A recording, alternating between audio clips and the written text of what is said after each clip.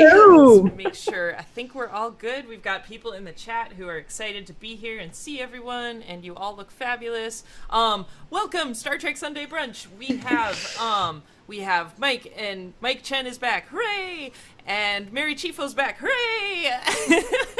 And we have Samantha, who's here every week, yay! Thanks for your patience. We're here. We should have sound. Do let me know. We have a slightly different setup. No, you're all good. It was literally only a couple minutes. It's just my Type A personality feels the need to apologize for time delays. All right, so we have great episodes to talk about, but before we go in there, I'm going to let our guests introduce themselves. So I'm going to throw it over to Mike, if you want to introduce yourself first to the crowd. Sure.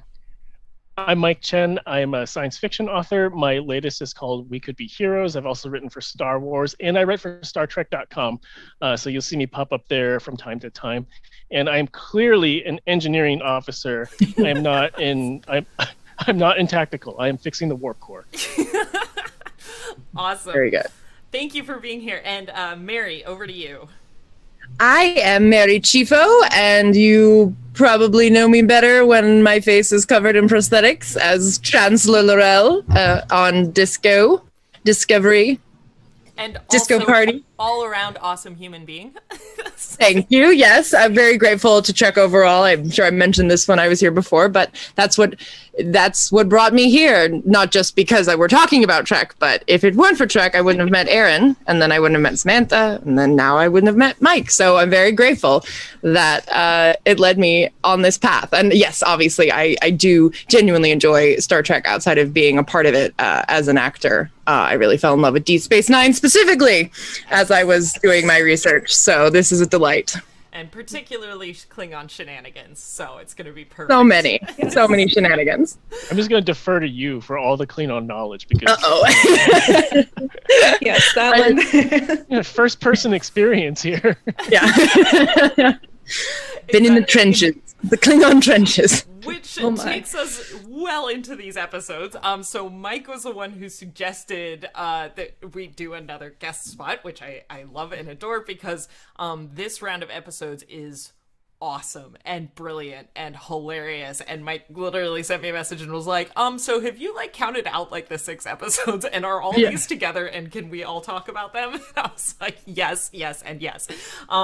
Because we have, so this is in season 6 now, episodes 7 through 12. This is right after we have now taken back Deep Space Nine from the Dominion, and now it's time for fun and shenanigans for the most part.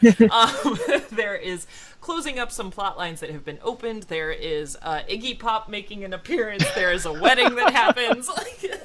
There's also a death on the ship that is it really a death that happens. So we are going to first talk about You Are Cordially Invited, and this is the Klingon wedding episode, which we love. So Worf and Jadzia, basically their wedding is happening. Now that Worf is part of the House of Martok, that results in Martok's wife Cirilla coming, and Klingon tradition dictates that she has to approve of the marriage. And then Worf has a bachelor party. And I will be giggling throughout this discussion. So, as Mary is our resident Klingon, Mary, would you like to share your thoughts on this episode? Yes, I mean, this is such a fun one to revisit. I remember the first time I saw it, I was so delighted by it. Cirilla, number one, is just such a great female Klingon. As I've mentioned before, when I was doing my research, obviously I was watching all the Klingon centric, but obviously with an eye on the Klingon women, and specifically Klingon women who were fully Klingon. So she was obviously a great source of inspiration when I was first watching. And also really a key in something I've talked about before, which is the more patriarchal leaning Klingon society and the relationship that Martok has with his wife, which is obviously also reminiscent of many dynamics we've seen throughout storytelling of him being like, yes, no, I'll let my wife do whatever, let her do her thing, which is always fun. And I love Martok. He's one of my favorite Klingons ever, and just love his journey. Love that journey for him. But yeah, this is such a, like you said, like it's a celebratory episode, and yet as I'll mention, throughout our discussion, like the weight of the war is still there, or like, that it's present and it leaks in at certain moments. The fact that they decide to have the wedding because Alexander is going to have to leave again, that there's just like, because Worf's son has to go back into the war, who also forgot how much of a crush I have on Alexander. Holy moly. Totally like a bumbling Klingon. Wow. That's exactly what I need in my life. Like we need to unpack this, Mary. Yeah. Has that been the first time that I have a crush on Alexander, Worf's son, has ever been spoken? Yeah, I was raised on TNG, so like I always think of him as like little Alexander, like in the Rascals episode or something like that. Totally. Didn't have a crush on him then. I will to clarify to our audience. Appropriate crush. Well, that was what was funny, because in my mind too, I usually think of younger Alexander. So then I was like, oh right, oh. Look at it. He's got like that Simba in the middle of like, when you're like walking across the log, like. He's got those sort of like adolescent vibes. It's fine, everyone. Good morning. Welcome to Trek Brunch. Mary Chieffo, likes Alexander the Klingon.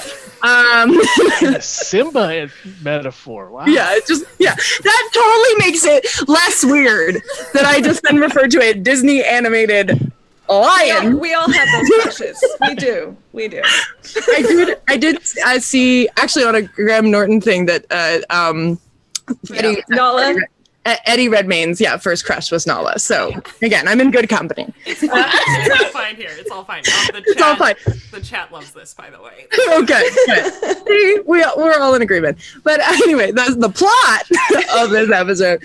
But all that silliness aside, the fact that it's because he has to go off and face danger, especially since he is such a little clumsy Klingon, like that's a little bit like but I love that. I love Dax, as we know.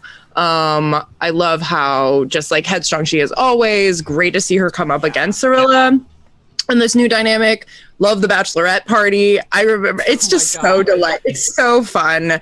And then her hangover the next morning, like just like getting it's just like and then Odo and Kira in the closet still talking. Like it's just there's so much in all these episodes. Just like it's so they're in this 6th season, like it's like we know what we're talking about, guys. Like we love these characters. Like I just love it when a series gets to that point where we're just having fun and that the ensemble loves each other and they're playing with things. So and then of course Jedzia's dress. Oh. Just fabulous. Come on. It's so good.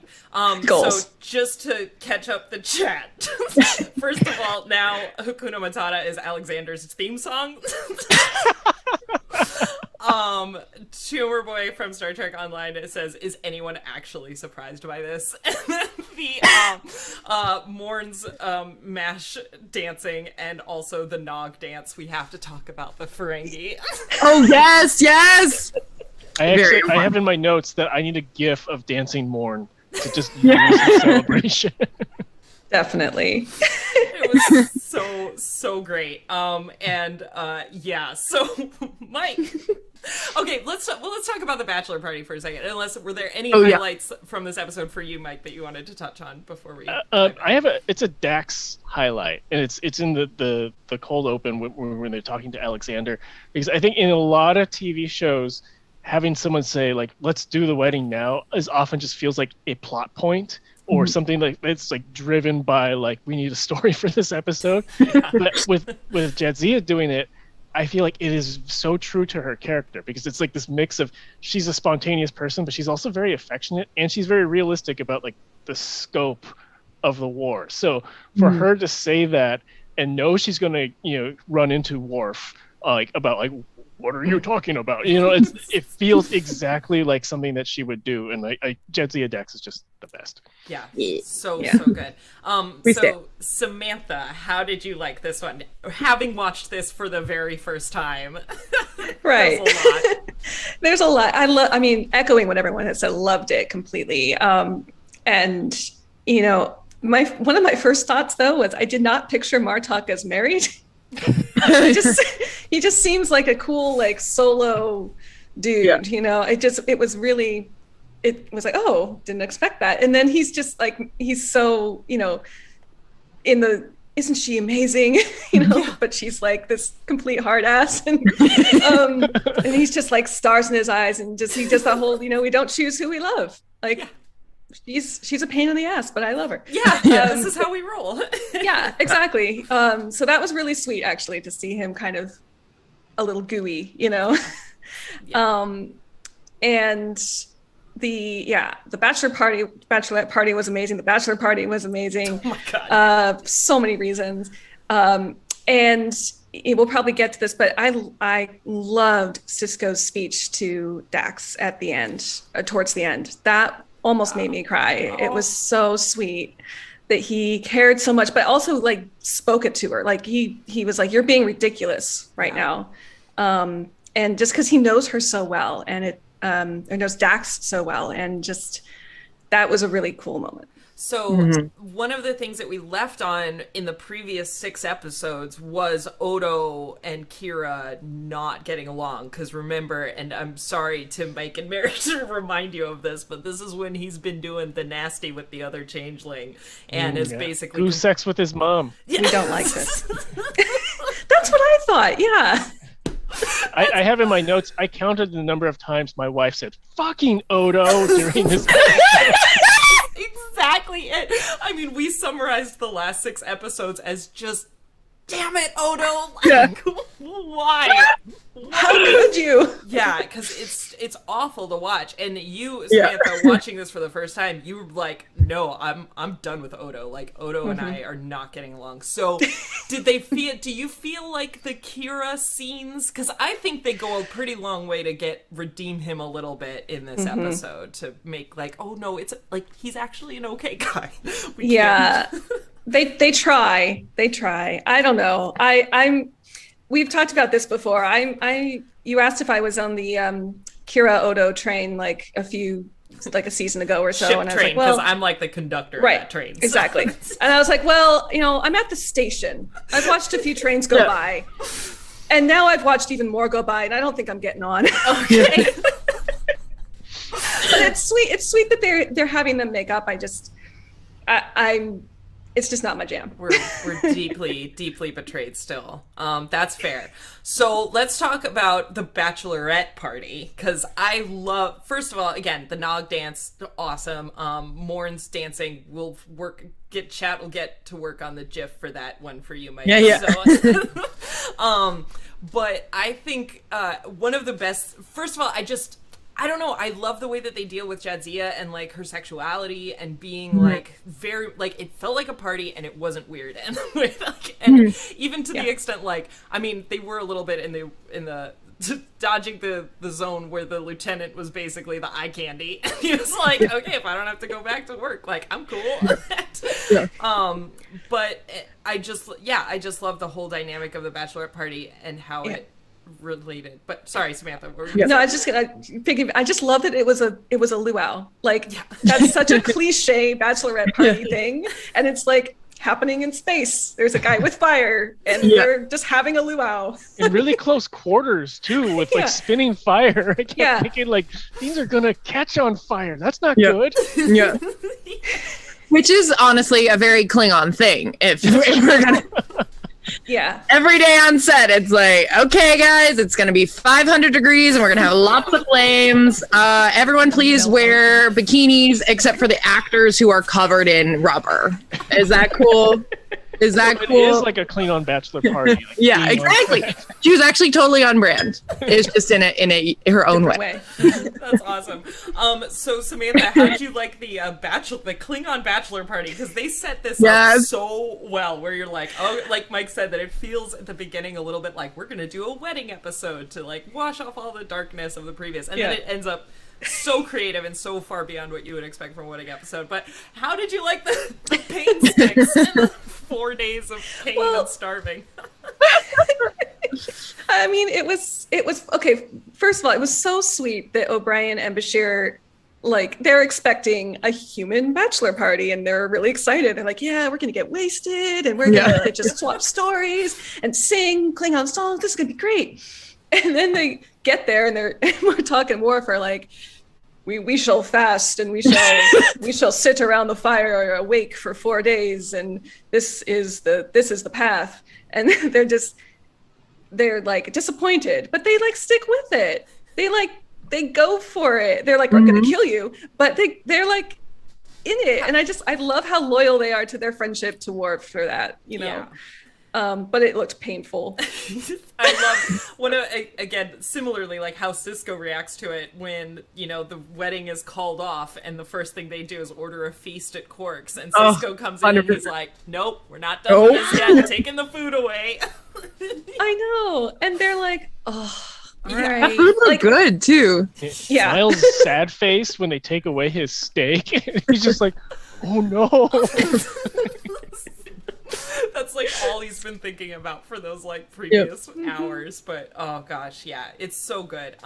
We could spend the entire episode talking about this single episode. Trying to anything in there's lots of hilarious stuff in the chat. Just Mikhail, also thank you again for the subscription.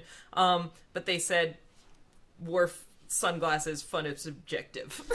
And Tumor Boy pointed out that we have another O'Brien Must Suffer episode, just in a different way. Yeah.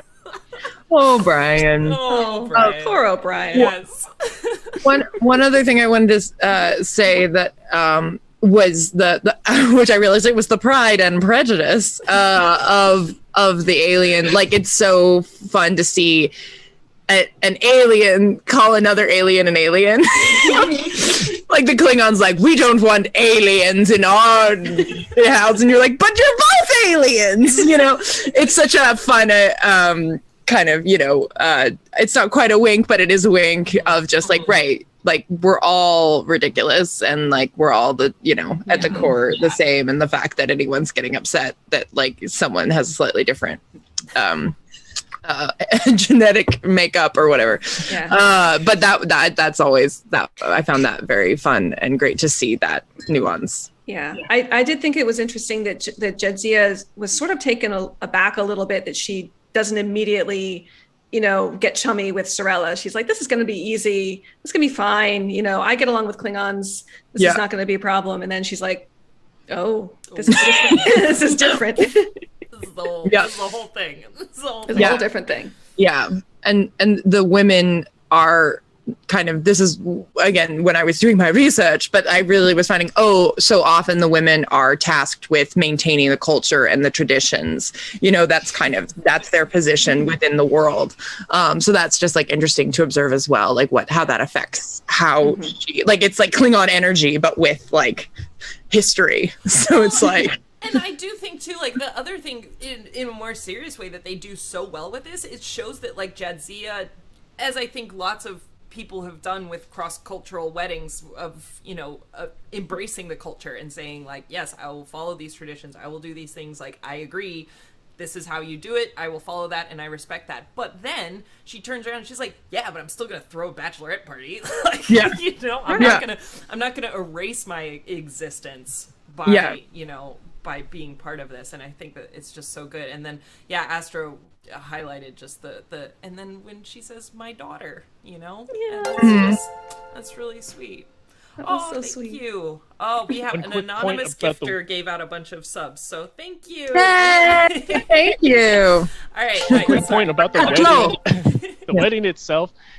Is this the only wedding ceremony we know of where they actually have to LARP during it with getting beaten on by the sticks afterwards, but gently, not really to hurt violence. Koosh, and then you drop it. Yeah. I love it. Yes, and how, I mean, we didn't get to see how far the LARPing went when they run up and attack at the end, but I have a feeling that Bashir and O'Brien were hitting Worf just a little bit harder than they were supposed to. I know. They were like ready to go. You bastard! Can I hit him yet? All right, so we won't dwell on the other episodes nearly as long as this one. We may with Magnificent Ferengi, but we'll briefly touch on the next two, which I think are not as highlight of these. But the first one we have is Resurrection. So Brile's back. And his face shows up, and we have a sad, because I hate Brile. And I was so ready for it. However, so this is Mirror Universe. Brile has showed up, and he's basically like, I'm gonna take Kira hostage. And then they start hooking up, and you're like, no, Kira, why? And then actually, I think that Brile is better as the mirror. Like, I think he's more interesting as like I can see that they make a good couple better than Vedic Brile did with Kira. But yeah, what were your guys' thoughts on this one? This episode exists. I would agree with Mark's note on the Mike's note on the sorry, on the doc. This is an episode that exists. Yeah. And I really like the non-visitor. And it just, I think she's amazing, and she's great. I love in the beginning, like he shows up and Kira's like, his resemblance to Vedic Brile is uncanny, or somebody says that, and I was like, did they have to say that in case people didn't know who this was? Because I probably yeah. Probably, yeah. That's I love like binge watching anything made during a more episodic airing of shows, because you see the way certain things have to be repeated, and you're like, I know, I was just watching that episode. Like, and you're like, but not everybody else was. Everyone had to wait a week, and like they wanted someone to be able to watch it if they hadn't seen anything. But yeah, that's one of my favorite things to do. Yeah, I would say probably the only thing I like in this episode is when they all hover around Ops waiting for Kira to show up, and like Bashir's made the excuse, and they all know he's made the excuse to come in, and they're like, did she? And they're like, I think she did. Yeah. And they're like, yeah. She walks in with a smile on their face. They're like, yep, she did. All right. Yeah. So anyway, yeah, everyone's good. Moving on. Yeah, and we see inside the Bajoran temple. That's like the only other thing I thought was cool. Have we? So I don't have. You noted that. That's interesting. You noted that. Was that the first time you saw it? I don't know if that's the first time we see it in the show. Maybe not. It's the first time I felt like we were in there for a longer time, I guess. I think that's true. Like, I know we've definitely seen it before. It's usually just like quick cuts, and because like not a lot has to happen. So I think this is the first time that like there's an extended act in there. And it is interesting this way that Kira has, that she has like takes him, because they do go through the whole thing where it's like he's ready to take his vows and like see the orb and all that. But this is an episode that exists. That is. I have one really minor point, and actually I want to ask Mary about this too, because I noticed that Evil Kira does the standard Star Trek double axe handle. Mary, when they're doing stunt coordination for the modern series, do they talk about that at all? This thing that everyone does? The double hand dash. Yeah, I don't think I ever got to fully do it, but I do think there's an awareness, because I think when Lorca and Tyler escape from my clutches, I think someone noted that they did do some form of that, like an updated, slightly more badass. But I mean, like, yeah, I think, everyone on set, to varying degrees, is a fan, and I think like everyone wants to put in little nuggets like that, little Easter eggs. So yeah, there's definitely, I mean, yeah, Vikrari has definitely developed since then, and there's a lot more. I'm wielding to. Klingon weapons and stuff is a little bit more leans in that direction, but yeah, I think anytime that they can get a little bit of a wink, nudge, it's fun to do. You can't not. Thank you for answering my burning fan question. This is like, come on. I love it. Yes. I've got a question and 2 comments, please. Have you? No, sorry. I was going to do a whole Q&A spoof, but that's for another time. All right. Oh, we'll move on from that one. We'll go into, because I think Mike and we actually ended up chatting before we came on the screen about this one, but it's interesting. So the next episode is the statistical probabilities one, which we had just found out at the end of the last season that Julian Bashir was genetically modified, and then they go through the whole thing, whether he's going to be kicked out, his dad takes responsibility. But this is kind of the first time we've come back to it, because Samantha was like, okay, that's a thing. That didn't like change much of how I view him or any personality or anything. but they come back to this, and now there's a group of genetically engineered, the way the episode description does this is it's socially maladjusted savants, which I feel is a very loaded way of describing it. Yeah, Mary's reaction was mine when I read that. So I do want everyone on this group to know, and anyone here, that my notes for here were copied and pasted, and those were not my words. I reread it, and I was like, I need to clarify with this whole group that I did not type that. So the only kind, and I want to throw this over because I think Mike had some really good points, made some really good comments in here. I think it attempts to be representative of neurodiversity and how we need to be more aware of like how we integrate that in our society, but it's dated. It's aged a little bit. Mike, do you want to kind of take it off with the comparison that you had with this? Because brought some good so the stuff. first thing that I thought rewatching this was the Next Gen episode, The Outcast, which talks about non-binary people. And just completely coincidentally, my wife watched that last night as just part of her like random Trek comfort viewing.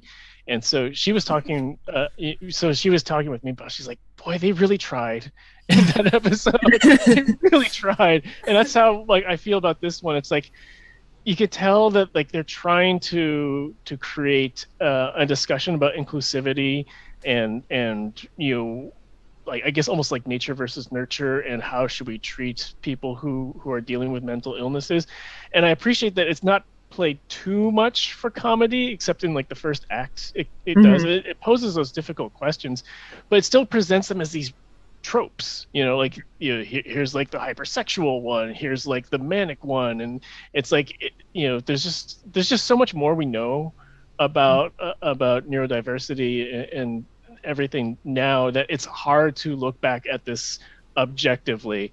So I think they get a B+ for effort. Yeah. Fair enough. Yeah. Samantha, as watching this for the first time, how did you feel about this one? And especially in the context too of the whole Julian Bashir genetically altered, because you were like, yeah, he's what? Okay, yeah, fine, he's genetically modified. Okay. Yeah, well, I think, on that point, like this episode helped sort of illustrate the difference in his like the nature versus nurture point, like the difference in his environment. He had stimulation, he had parents who still cared about what he was, how he was doing, and he was socialized, all of those sort of those are broad strokes, of things that are positives, and mostly positives for a lot of people dealing with those kinds of mental illnesses. And I think this sort of demonstrated for me, like, what good can come out of if you don't shun away people who are dealing with these issues, or who have been, in the context of this story, genetically, modified. And so I mean, that was part of what was clear to me, is they were showing like, here's what the difference could be. And I guess, of course, I'm remembering now, like Bashir didn't tell anybody. These were the people they put away, were the people they knew this had been done to. Right. Yeah. Well, that's an interesting point. It's just kind of igniting in me too about I know there's a lot of conversation, particularly now, like we say in 2021, as we're in, about the term functional, like within neurodiversity, and how like I've definitely heard people argue like, let's not use that term, that it's like who can pass as normal, what is normal. But it does illuminate that idea of like, well, if someone happens to be able to seem a certain way or is able to mask, that's another term. You like whatever it is that they have that is different.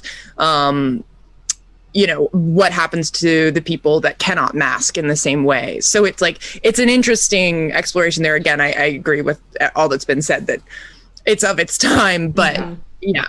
And I think even it highlights, and so thanks for because it's like we've gone from like neurodivergent to neurodiversity, and it's like I feel like as a culture we're still trying to figure out like because we're only, I think we're only on the cusp of being like, there's not a normal, and you shouldn't be passing. Like you know, people should be able to live their whole selves and their whole lives without trying to hide who they are.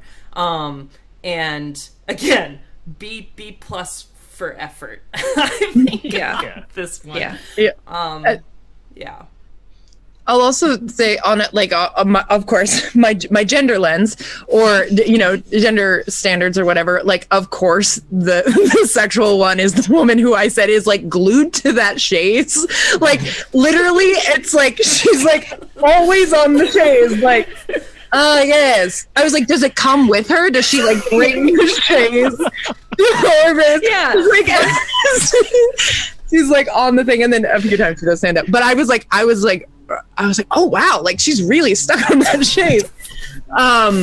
But that, and then like again, you have the sexually aggressive woman, and then you have the non-speaking woman, and then that the men, like again, there's a certain sort of gender standard of course this is the certain type of eccentric you see from the men is more, you know, there's well, I don't know.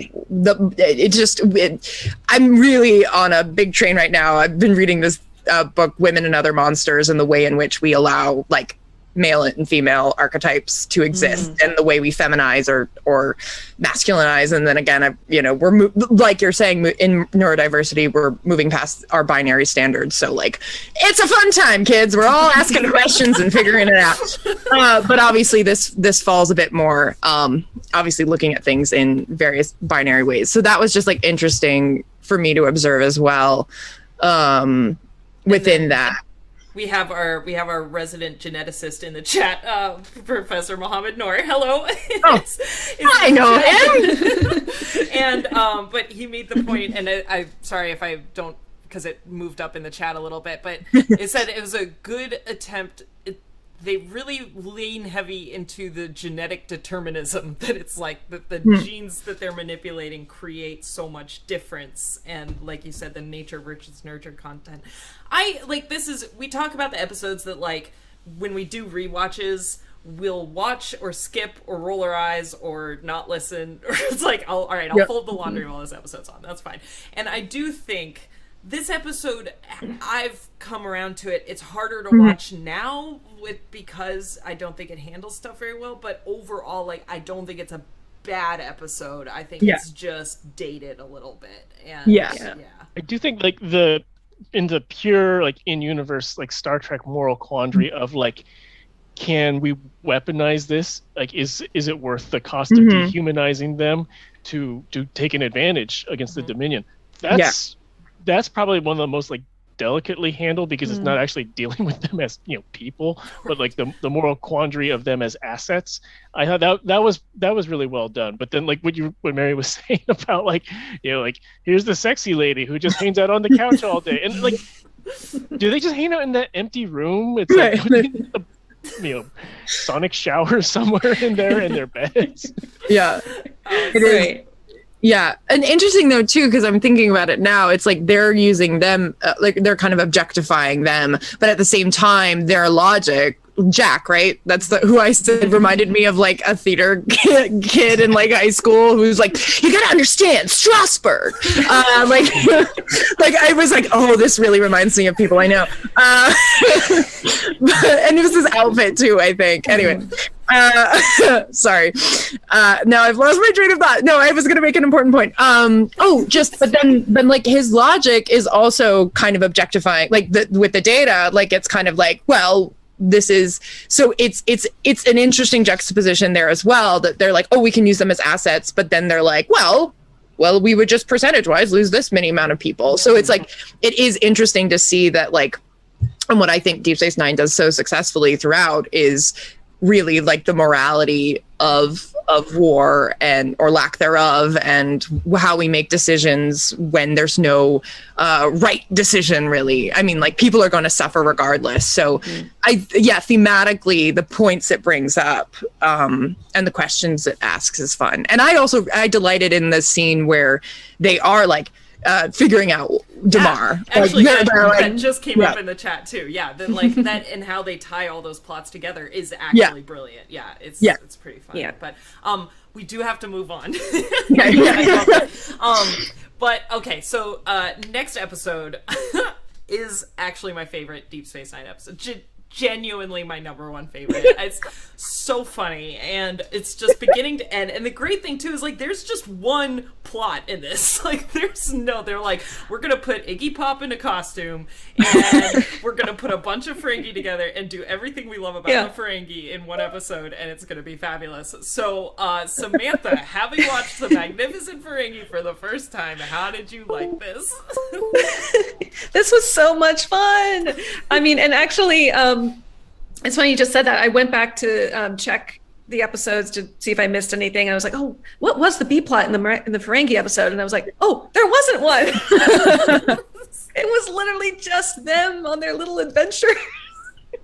I just love like a group of Ferengi just doing their thing and trying to sort of be heroes, but they're still Ferengi. And it's like this, like, I mean, like Three Stooges-esque, like oh god, type of humor. And I think most of us mentioned this on the notes, but that moment when they pop into Cisco's office is just that's gold. That's so good. It's that just whole scene in the Jeffries tubes where Quark reveals to Rom that their mom is sleeping with the Grand Nagus, and he's like, no. It's like, yeah, they're lovers, Rom. No. And and Astro pointed out in the chat too, Cisco doesn't bat an eye when they come in. Yeah. Oh, so great. I love it. Yeah, it's just this like pregnant British pause, Yeah. like and they just look at each other, and then they just back away. Like it's brilliant. It's brilliant. Yeah, it's so true. So good. And that does not create the B plot. Like Cisco doesn't go like, what are they up to? He's just like, okay. I love how the act structure of this is like an 80s action movie, because you go from like recruitment to training to the execution and the complication and then like the brilliant finale. So it's like they should have just changed the musical score to like synths. Yes. Like, and drums during this like do do do do do do do. Like when they're running and like tripping over stuff, you could totally hear like the score from the Terminator on it. Yeah. Exactly. It was like we're gonna pull up the like Save the Cat beat sheet, and we're gonna hit every single thing that happens in here in that order with that number of pages, and it's just so good. Yeah, we love, again, in the chat here, we've got poor Nog trying to lead a band of misfit soldiers, where he's like, I know how to do this now, guys. I love Nog on the power trip. He's like, sir. So good. Yeah. Ferengi do not go for it. They're like, like, sir, no, you don't have to call me sir. No, I mean, you need to call me sir.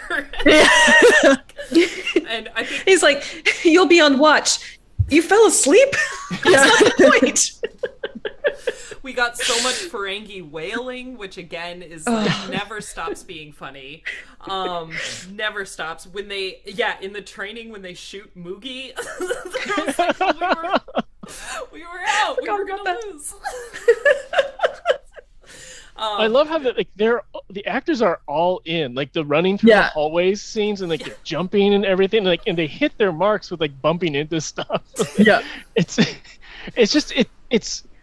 delightfully out of place from how grim the series is, especially like the next episode.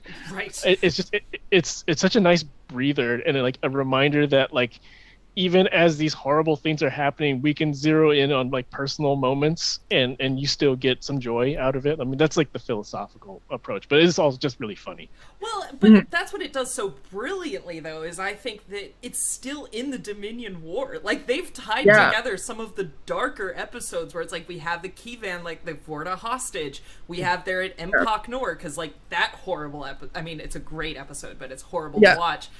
Where Nog's like, yeah, I've been here and it was traumatizing and horrible, but we can do the prisoner exchange there. Yeah. And so like that's what impresses me so much with this episode, again putting kind of that more academic hat on, is it's like they managed to move the Dominion plot a little bit.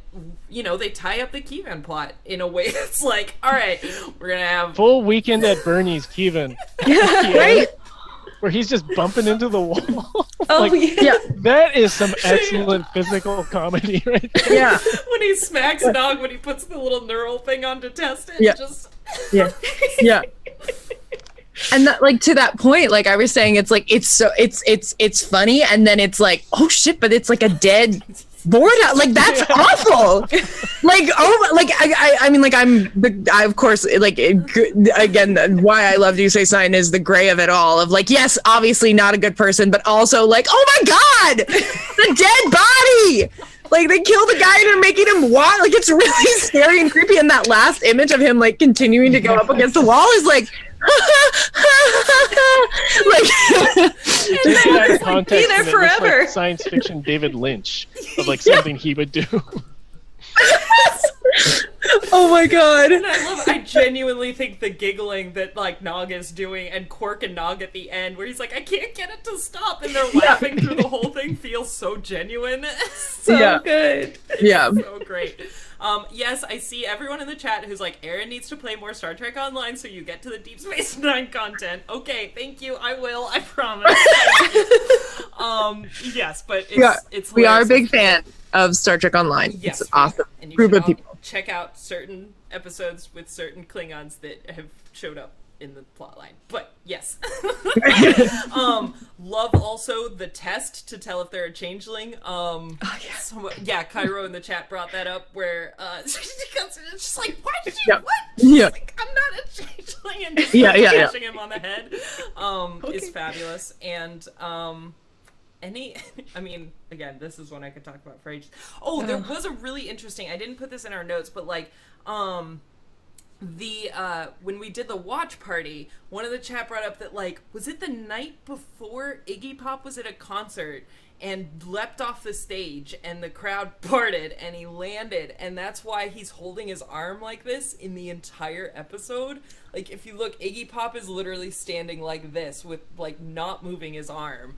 Yeah, he hurt his shoulder. Oh my God. Basically dislocated his Possible. shoulder the night before, and then went in, got in full prosthetic makeup, and like kills it as a Vorta. Like, he's hilarious. So good. So good. There's a moment where, like, right before they're about to do the exchange, and he says, like, it's time for Ferengi, and like the cadence of it is exactly like night clubbing. Like, we're all night clubbing. Like, that's the first thing I heard in my head when I heard them say that.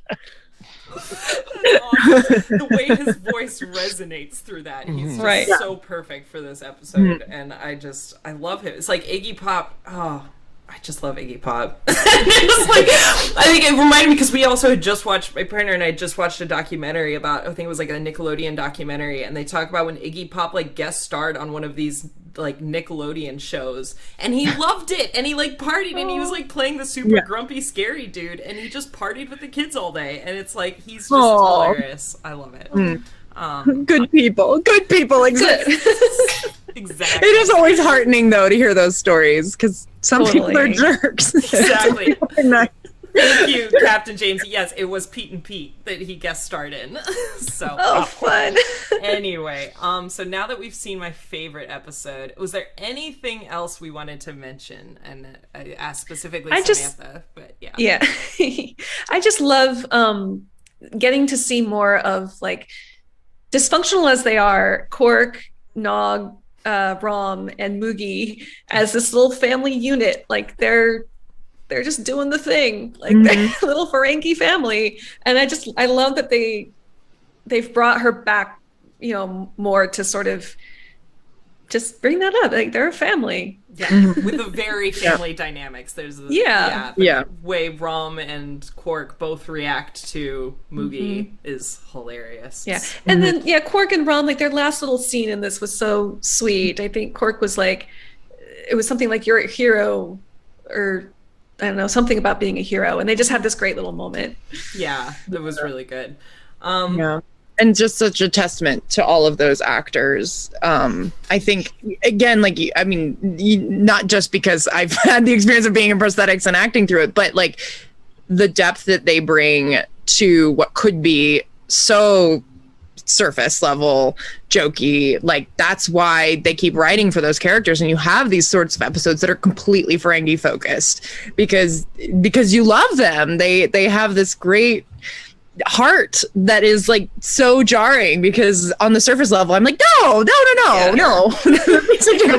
Exactly. I don't want to hear more about these people, but they're just so endearing in this way. That's great. Has totally been Samantha's journey with this too, because I got so excited when we started encountering Ferengi again after only watching TNG. Samantha was like, Ferengi are awful. Like, what's wrong with you? Like, actually questioning you as a human right now. Yeah. But they're delightful. They are. All right, so we can move on then to a heavy episode. This is a big swing from, we're doing a hard left turn, guys. So the next episode is Waltz, and the last time we saw Gul Dukat, he's suffered a mental crisis due to the death of his daughter Zial and losing Deep Space Nine, all in one fell swoop. And he's on his way to be tried for war crimes. Cisco is in talking to him. They get attacked and they end up crashed on a deserted planet together. And Dukat is seeing people and he's really losing his mind. And the Defiant is out trying to find them, and man, do we learn stuff about Dukat in this. That's how I feel about this one. But I'd love to hear from Samantha, who's been on her own personal journey with Dukat. So for Mary and Mike, Samantha, would you like to recap where you are with Dukat and what your journey has been? Because it's been hilarious. Well, I think I'm in the right place now. We started out like, I've just been primed by, and I think everyone in the chat knows this by now, but Once Upon a Time was one of my favorite shows of all time. And I've been primed by that show to like see like redeemable villains. Like that's their whole thing. So when Dukat started, I was like, he's kind of a cool guy. Like I kind of like him. He's struggling to like, he's being a friend with Kira and stuff. And then like a bunch of stuff happened and I went, nope. Yeah. He's on the other direction. A bunch of stuff happened. Yeah, it was a big journey. But you held out for a long time, and everyone in the chat was like, she still likes Dukat. Like, why? My wife is on the same journey because DS9 was the last Trek series that she didn't watch it in the 90s.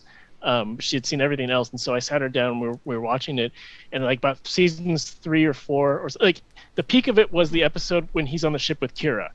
I forget what season that is, and she's like, "Oh, I have such hopes for Dukat," and I'm like, "Yes, thank you."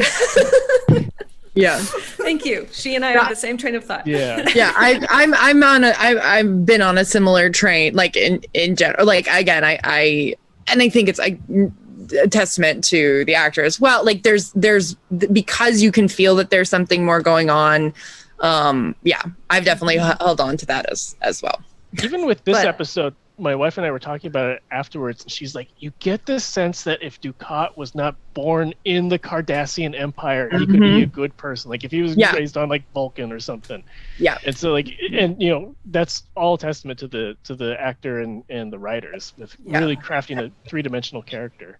That's a really interesting point. I hadn't thought of that, but that's the sense I get too. Go ahead, Erin. Well, I was just going to say, I think the thing that they sell me the most on with Dukat in this episode specifically is you get into his mindset more, because he's said this before, that like how frustrated he is that people didn't appreciate him when he was on Deep Space Nine, like, or when, you know, when it was Terok Nor, that he's like, why do my people never appreciate me? Like, I should be worshipped and thanked, and like they all should thank me. And of course the whole time you're like, no, you were a horrible person. Like, of course they're not going to thank you. You were, you know, it was a prison camp that you were running. And then he starts to describe it a little bit more. And he's like, no, like, I cut down on deaths. Like, I wasn't doing this. And you're like, yeah, but you were doing it wrong. But he really, in his core, through all of this, feels like he was doing the right thing. And you're like, but you weren't. And I do think that that's fascinating, and he does sell it. He does sell it. He does. Yeah. He really dives into representing that sociopathic, narcissistic, he truly believes what he's saying is good, and is frustrated that they didn't erect a statue to him and all this stuff, and I just, again, huge testament to the actor and the writing. Yeah, I think I was noting in the doc too, like, I have obviously lots of opinions about antagonists, but like, I like to say antagonist over villain for the most part, depending, but like, because it is the antagonist show a well-written, well fleshed out antagonist shows the protagonist who they easily could be had they lived in different circumstances, made slightly different choices. And I think this is a great example of that, where, and especially again, what this show illuminates about war is like everyone's strong in their convictions, and we see it, the world isn't black and white, and there isn't a right and a wrong, that people are making these decisions based off of their culture and their upbringing and what they've been taught to believe is the appropriate thing to do. And then obviously, as you see, like even within their own side, there's inner conflicts as well, which is an interesting nuance. But I felt that this, illuminated that, and particularly what you noted, Aaron, about when he's like, but I did these things, like that moment was like, why? Yeah. Like, I think it's so important to have moments like that with those types of characters, because hopefully it empowers Cisco to be a better leader and really reflect on when he's like, well, I did this thing, like, just don't be so caught up in your righteousness ever as a human. We're so easily righteous as humans because we have to, like, in order to feel like it's okay to be alive, we're like, well, I'm doing the right thing, like this is the choice that I made because it's the right choice. So it's how can you be strong in your convictions but also be open to realizing that it's more nuanced than that. It's not an easy thing, as we have noted during this time. I think it's really interesting in the episode that they juxtapose that with Worf and his fucking honor, and not, this is like the only time in any Star Trek series that someone has not willingly gone rogue, to save people. Yeah. But it's like you see Ducat's conviction and his justification, and then you have Worf, like, we know what Worf's going to do. Like he's by the books, and so I thought that was you see both sides of it, and it's like, as a lawful good person in real life, like as much as like I'm screaming at Worf like go rescue them, but it's like if I place myself in the context of that, like there is so much more at stake than just a handful of your captain, but then like there's other things going on in the war right now, like what makes the most sense. So it was an interesting presentation to put those two dilemmas directly against each other. And I think they handle it brilliantly in the scene where Kira's message comes in and says, you guys need to go, but it's really staticky and everything. And and they almost take that route, right? Where like O'Brien and Bashir are like, I don't think I heard that clearly. And they all kind of look around, and Worf's like, nope, we heard it. We're going. Get back to medical. And it's like, oh, okay, sorry. We tried to go rogue. We're not going rogue. Got it. Yeah. But exactly. All right, I'd love to talk about this one more, but we do have to keep going unless there's any final. Okay. That was your chance. So the last episode in our last few minutes is also a fun one. I love this as a big Morn fan, and as we all pointed out in the first 6 episodes of the season, Morn is the dude that gets Deep Space Nine back. He's the hero of Deep Space Nine. And so we get the shocking, tragic news that Morn has been killed in an ion storm. He left Quark his entire estate, and then people start showing up and chaos ensues, and we get to learn more about Morn, and he's just the best. so great. Just some fun facts with this one. Yeah, so essentially, like, all of these people who are showing up to get the inheritance from Quark, they were all lying, and they all were part of like this great heist that happened, and Morn made off with all of the latinum and has been hiding it in his second stomach, which is the reason all of his hair fell out. There you go. Which is a great one. Fun fact with this one that I love is the actor Mark Allen Shepard, who plays Morn in all of these, has never, first of all, never been credited, which I think is like tragic for the amount that Morn is a staple of Deep Space Nine. But you get to see him without prosthetics during the funeral during the wake, I guess, when Quark takes the random Bajoran dude and sits him down in the chair and says, like, this chair should never be empty. That's actually Morn. So, yes. That's so great. Cool. Delightful. All right, so thoughts on who mourns for Morn? Why don't we kick it off with Mike? We'll just round robin it. I just love anything that is like a Quark driven episode is just awesome. And I wonder if he did, when he's in the hallway and he does like that little jump kick thing, like did he improvise that, or is that like part of the blocking for the episode? It's just it's everything that this show, like I was saying earlier, like is so grim, and yet you have something that feels very organic to like the whole, like to the cast and like the overall story, and it's just so much fun to watch. And it's like it's standalone, so you can go revisit it and you don't have to worry about like where it is in the story. So it's just, and also I wish they had filmed some of Morn versus Worf in the Hollow Suites when Worf is talking about why he's going to miss Morn.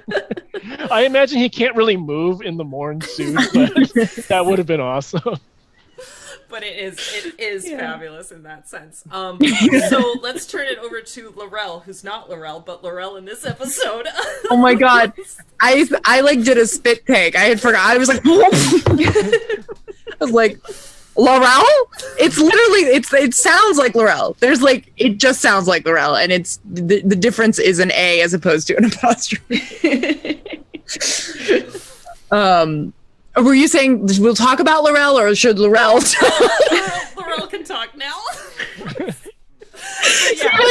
I had to pull on it because I knew you loved that, and anyway. It was so funny. Love that. I mean, I did love the, obviously with her intro, like the way you're like, okay, well, this isn't what it seems to be. You're like, what's going on here? And and then the what I said, like 20s, 30s gangsters. Oh my god, like, I love that guy. Right? And the brothers, like that, it's just like all these tropes. And like we said, it's like, it's such an interesting thing to reflect on too. And like Star Trek overall is like, it's always more or less like paid homage to archetypes and or stereotypes, depending on when they're successful or not. But like that tropes and things that we've already seen in when we're humans. And I think we see that a lot in the 90s shows in particular, is like you see these humans being whatever, we're 30s gangsters. But like, what? Say that again? The way he talks and that alien is full on stereotypical gangster. But like with all this elaborate prosthetic, and so that's just delightful and fun. Like I love that. And again, obviously there's a whole gender conversation as well of course she's very seductive and all that stuff, but fun and great. We don't have to get all in that. But yeah, I mean, I enjoyed that element of it, and just to have more exploration of Morn and to have just playing again the meta of it all, of like, he just won't stop talking. Like, it's just like, oh, you guys, stop it. You're so silly. Jen has a crush on him. Yeah. Charles Worf is such a dick. Yeah. Oh my god. Yeah. So it's just fun episode. Like it feels like again, like Mike was saying, with the Quark episodes are just, they have this episodic nature of like, what is he up to? Oh, this is so fun. And I love it. Delightful. Yeah. All right, Samantha, you want to close things off? We're right Close at the it top off. of our hour. Yeah. So. Yeah. You I mean, learn echoing more. what everyone has. I learned more about Morn, but also like you don't learn more about Morn at the same time. Like I was thinking, like maybe he'll talk, and he doesn't, and they just, so all that happens off screen, and I love that. And I was saying, like, I would have believed anything they did, like a crown prince. Sure, I believe it. And then because it's Morn and you just don't know. And then it turns out that's not true. Bank robber? Sure, I'll believe it. Like, and so I love that part about Morn, that he's they can just go anywhere with it because it's just more. It just works. It's so great. Just and works, exactly. I mean, they really, and then they play into the notes. Of course, they, you know, like Mary said, they keep saying, he won't shut up. Yeah. But like, then he's just about to tell his story to Quark, and they cut, and it's just, it's fabulous. He's like, don't talk. Well, he literally is like, don't you start. He just doesn't shut up. Yeah, we love it. So great. Is the portrait they have of him in the funeral, like I imagine that's on Etsy somewhere. Oh, I bet. I feel like I've seen that at conventions for sure. There has to be someone who's done it. Yeah, because it's so good. All right, awesome. Well, I'd love to keep chatting, everyone. Sorry to Captain Quinn and Raj who just came in at the end of it, but it was fabulous to see everyone. Thank you all. Thanks to Mike Chen. Check out the new book. Which we could be heroes. Could be heroes. I was like, oh, I'm gonna get it wrong. Thank you. We could be heroes. And sorry. Thank you to the only one and only Laurel, Mary Chieffo. I guess like the big distinction is like we have to say it full Klingon, which is Laurel. Laurel, as opposed to Laurel. I mean that's how canon wise we can distinguish these two characters. Laurel. Vogue says it very, very nicely. Anyway, let's stop talking about. I'm sorry I brought it up again, but we love you. Thank you for being here. It was fabulous. I love you guys. And Samantha, as always, thank you for going on this journey and sharing all of your thoughts. It's fabulous, and I know it's great. So happy. If anyone missed I will record this, and probably tomorrow or the next day we'll have this up on the YouTube channel. Definitely check it out. And with that, I think we shall say goodbye to the stream. So thank you everyone for being here. I'm going to throw people to the Extra Credits channel because it is Matt's birthday and they are doing a charity stream and it's fabulous. So tell them Dr. Aaron in the crowd, say hi, and take care of yourselves and each other. It's been real. Live long and prosper. All right. Bye, everyone.